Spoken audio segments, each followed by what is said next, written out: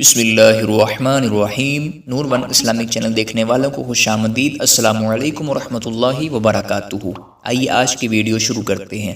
حضرت علامہ عبد الوہاب شعرانی رحمۃ اللہ علیہ فرماتے ہیں، حضرت سیدنا محمد بن ترین مداح رسول یعنی نعت خان کے متعلق مشہور ہے کہ انہیں جاگتے میں حضور تاجدار رسالت صلی اللہ تعالی علیہ وآلہ وسلم کی آمنے سامنے زیارت ہوتی تھی۔ جب وہ صبح کے وقت روزہ اطہر پر حاضر ہوئے تو حضور انور صلی اللہ علیہ وآلہ وسلم نے ان سے اپنی قبر انور میں سے کلام فرمایا۔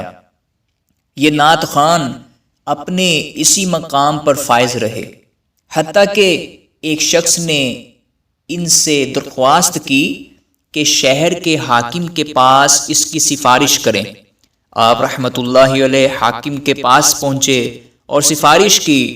اس حاکم نے آپ رحمت اللہ علیہ کو اپنی مسند پر بٹھایا، یعنی اپنی کرسی پر بٹھایا، اپنے مقام پر بٹھایا۔ تب سے آپ رحمت اللہ علیہ کی زیارت کا سلسلہ ختم ہو گیا۔ پھر یہ ہمیشہ حضور اقدس صلی اللہ تعالی علیہ وآلہ وسلم کی بارگاہ میں زیارت کی تمنا پیش کرتے رہے، مگر زیارت نہ ہوئی۔